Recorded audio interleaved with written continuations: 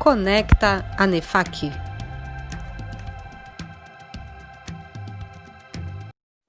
Bem-vindos ao Conecta ANEFAC, uma iniciativa que visa auxiliar a retomada da economia e dos negócios. Eu sou Roberto Vertamati, conselheiro da ANEFAC e diretor de Economia. No programa de hoje, nós vamos falar sobre as informações econômicas auxiliando os executivos na tomada de decisões. O nosso convidado de hoje é o Ailton Corrêa Leite. Ele é vice-presidente de Finanças e Economia da ANEFAC, diretor de Merger and Acquisition da Blackstone Soluções Corporativas S.A. Leite, tudo bem? Tudo bem, Roberto Vertamati, obrigado pelo convite. A ANEFAC, obrigado, é uma parceria aí de longos anos e é sempre um prazer estar aqui falando com você. Ailton, você tem enviado esses quadros há mais ou menos uma década, que compartilha com os membros da ANEFAC e outros grupos. 15 anos, Roberto. 15 anos, puxa vida. Como você faz a seleção e o porquê destas informações? E deixa eu aproveitar e enganchar mais uma questão. Como criar critérios de acordo com os negócios e onde buscar? Olha, a seleção, eu leio diariamente 4 jornais, são os principais jornais no Brasil, e eventualmente adiciono algum outro que tem algum estudo, alguma matéria específica. E as revistas econômicas que saem quinzenal, semanal. Essa mistura toda é que eu preparo e faço a seleção. Tem jornal que o texto e as análises elas são mais profundas, tem jornal que a leitura, a elaboração dos gráficos são mais didáticos, né? E gráfico sozinho já dá informação. Então eu faço esse mix de informações. E o objetivo, primeiro, é passar informação. E para que empresários, professores, profissionais de todas as áreas usem naquilo que possa interessar. Eu só tomo cuidado de não deixar aspectos políticos nos quadros, né? Eu não deixo porque não é o objetivo. Comento quando tem alguma mudança em reforma, alguma mudança na lei, alguma coisa que pode afetar um setor ou outro, isso sim a gente coloca. Mas nunca para julgar alguém politicamente porque fez ou não fez. Isso eu não deixo, não faço. Ailton, é interessante, mas mesmo em viagem, em função do seu trabalho, normalmente você precisa fazer viagem. Você não deixa de obter as informações e passar. Você tem alguma dificuldade lá no exterior de pegar os dados aqui no Brasil? Não. Qualquer lugar que eu vou tem que ter internet, né? Eu chamo de disciplina. A acionista majoritária aqui em casa chama de vício. Seja vício, seja disciplina, eu preciso da internet e eu faço a mesma rotina. Eu leio os jornais muito cedo. Às vezes a gente tem problema de horário, fuso horário, estamos muito na frente e quando eu vejo de manhã os jornais ainda do dia não foram disponibilizados. Então eu tenho que adaptar uma rotina. Mas aonde eu for tem que ter internet. Isso é um hábito, né? É uma disciplina e não um vício. E, Ailton, essas informações econômicas, na sua maneira de pensar, elas ajudam as empresas na tomada de decisões e de que forma? Olha, ajuda muito e eu uso isso por experiência própria, né? Quando eu estou dirigindo uma empresa.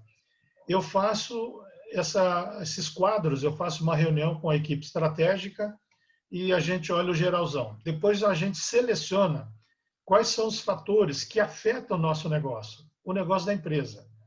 Principalmente o que eu chamo de portão para fora. Por quê? Porque as ações que você tem portão para dentro, você tem poder de mando, você pode fazer isso, faz aquilo, mas portão para fora não tem poder de mando. E muitas empresas ignoram o que acontece antes. Você está aqui numa empresa na região aqui de São Paulo e uma barragem rompeu lá em Minas. Aí você fala, bom, eu estou aqui, estou bem longe. Só que o seu maior fornecedor de matéria-prima, a fábrica estava do lado e está toda alagada. Então, ver os acontecimentos fora, principalmente o que pode afetar o seu fornecimento, é muito importante. E o que vai afetar o seu mercado, os seus clientes. eu estou saudável, mas o seu maior cliente não está. Ele não vai comprar. Se comprar, não vai pagar. Essa visão, portão para fora, é que os quadros ajudam na tomada de decisões. Além de trazer para dentro da equipe econômica, do comitê estratégico da empresa, um conhecimento mais amplo do mercado. Leite, você comentou aí que normalmente você busca essas informações em revistas, pelo menos 4 jornais. Há um motivo para isso? Olha, assim, às vezes a mesma informação, o mesmo quadro em 2 jornais são diferentes. Puxa. É.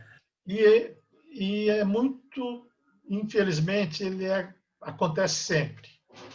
E eu vejo que eu tenho que ir na origem, ou no Banco Central, CVM, Bovespa, IBGE, FGV, eu tenho que ir na origem para verificar o correto e selecionar o correto. E às vezes, Roberto, a informação está correta, mas o cálculo, às vezes, é um erro grosseiro. Tem um número no mês e um número no outro. Aí alguém coloca a variação e põe uma variação percentual maluca. Ou seja, erraram na conta. Então, erros assim é que eu tenho que estar atento e eu tenho que conferir. Então, eu tiro. 10 anos atrás ou mais, 5, eu ainda tinha o hábito de mandar para a revista um comentário. 5 anos atrás, uma revista me chamou para tomar um café e comentar. E eu já não faço mais, não dá tempo. Está errado, eu não coloco. Mas eu tenho que olhar porque vem informação errada, sim. E eu tenho uma curiosidade. Recentemente, você mandou algum quadro que chamou muito a sua atenção? Olha, a resenha que eu fiz ontem chamou, que é uma novidade. Ontem? Recente. Porque é um fato que poucas vezes a gente olhou com tanto enfoque como agora o mundo inteiro está olhando. O que a gente chama de dívidas com organismos internacionais. Tudo aquilo que está fora do Brasil. O Brasil deve em torno de 4 bilhões e falta, que deveria estar pago nesse ano. Só que falta o quê? 2 meses para acabar o ano. Não vai pagar. Não vai pagar por 2 razões. Primeiro, nós não temos esse dinheiro. Segundo, se tivesse, põe o dinheiro lá para pagar esses organismos ou vamos investir aqui dentro? Em hospital, cultura, que seja até o auxílio emergencial. Só que esse pensamento, Bertamati, está acontecendo em outros países também. Por exemplo, nós temos dívida com a ONU. Nós somos o segundo maior devedor da ONU. E o primeiro é a Casa Branca. Uma nação muito mais rica. Tem dinheiro? Tem. Já não está pagando por aspectos de política. Não vou pagar, não vou sustentar. Então, conversando ontem com brasileiros que estão nos Estados Unidos e brasileiros na Europa, parece que, e com todo mundo que eu converso, a quantidade de... Até eu me surpreendi quando eu fiz a anotação da quantidade de organismos internacionais, que ninguém sabe para que serve. Mas tem que mandar dinheiro para eles, é um cabide de emprego. Não vou mandar dinheiro para eles, não. Nós estamos nessa crise danada. Então, esses organismos vão ter dificuldade. A gente já estava sem dinheiro para mandar para o IBAMA, para ajudar a apagar fogo aqui. E aí nós vamos mandar dinheiro para organismos internacionais, naval, de trabalho, desenvolvimento, muita coisa. Com tanta gente lá pendurada no cabide. Não vai. E eu senti com alguns amigos europeus que eu conversei ontem, que essa sensação já está na Europa, principalmente esses países que estão na retomada da pandemia, Reino Unido fechando novamente, lockdown, são contra mandar dinheiro para esse organismo. Então, nós vamos ver uma situação que a gente nunca viu. Alguém não dava dinheiro para a OEA, para a ONU, mas era um ou outro. Agora está geral. Por não querer e por não poder, a mistura dos dois. Então, nós vamos encontrar uma situação futura de inadimplência generalizada com esses organismos e aí saber como é que a gente vai administrar o mundo, a nossa economia, tudo sem esses órgãos. Essa é o grande ponto de interrogação, Roberto. Você comentou aí que, às vezes, encontra disparidades, eu sei, de dados, né? A que você atribui isso? Quais cuidados precisa considerar? Olha, evidentemente eu não vou citar o nome. Um caso que eu tentei entender um pouquinho, a empresa ou o órgão preparou corretamente a informação. E no momento que o jornal ou alguém foi transformar aquilo para sair impresso, alguém errou e não conferiu. E às vezes a informação já sai errada na origem. Às vezes nos quadros eu pego informações que saem da Receita, que é um fator de demonstrar se a economia está reagindo. Quantidade de notas fiscais emitidas pelo sistema da Receita e as vendas que são físicas e do e-commerce e valores. Pela quantidade de notas, no mês de abril e maio aquilo despencou, o físico. E o e-commerce começou a crescer. Então essas informações eu busco direto quando sai da Receita. E uma vez, olhando na informação da Receita, eu não conseguia ver a mesma coisa publicada. Mas são fatos raros. Mas eu tenho que dar uma olhada. Uhum.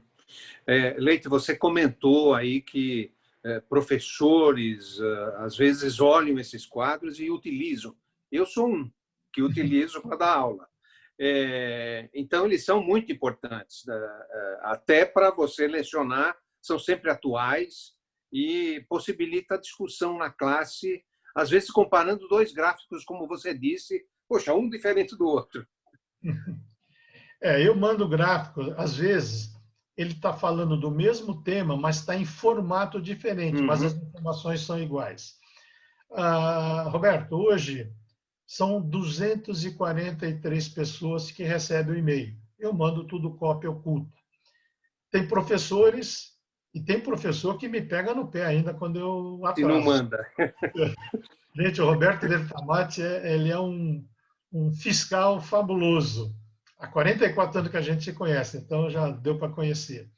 E eu mando de uma forma que quem quiser usar para palestra é copiar e colar. E tem um público que você vai estranhar, né? Eu tenho um amigo delegado de polícia. E eu às vezes pergunto, né? Doutor Dimas, mas não está te incomodando? Não, continua mandando que eu olho, eu passo para os outros delegados. Tem médico.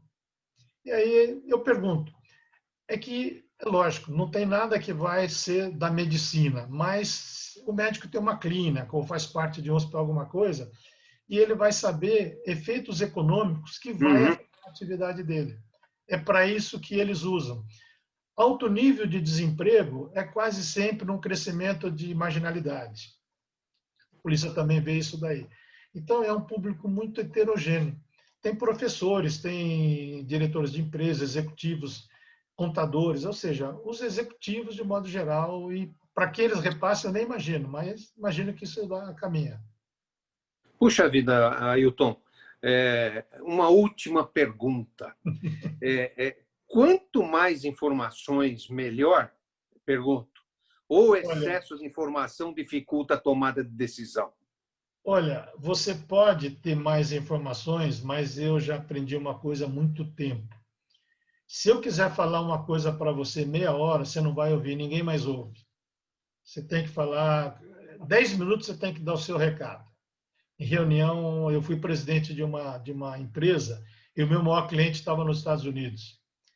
E nas reuniões que eles faziam lá, trimestral, você começava a reunião, o vice-presidente falava, morning, you have 10 minutes. Ok, você tem 10 minutos para falar. Eu falava em 7. Então, eu procuro colocar um quadro e textos pequenos. E você seleciona aqueles textos que te interessam. Então, a variedade ou a diversidade facilita para você selecionar quais interessam ao seu negócio. Mas se quiser colocar 3 páginas de um assunto, ninguém vai ler. Ailton Corrêa Leite, o nosso muito, mas muito obrigado por esses ótimos esclarecimentos sobre essas informações econômicas que, com certeza, viu, Ailton, são dados importantes e, eu diria, fundamentais para aqueles que tomam decisões nas empresas e sobre os investimentos. Este foi mais uma entrevista do programa Momento ANEFAC, com conteúdo novo todas as terças e quintas-feiras. Siga conectado conosco. Um abraço e e até a próxima. Conecta ANEFAC.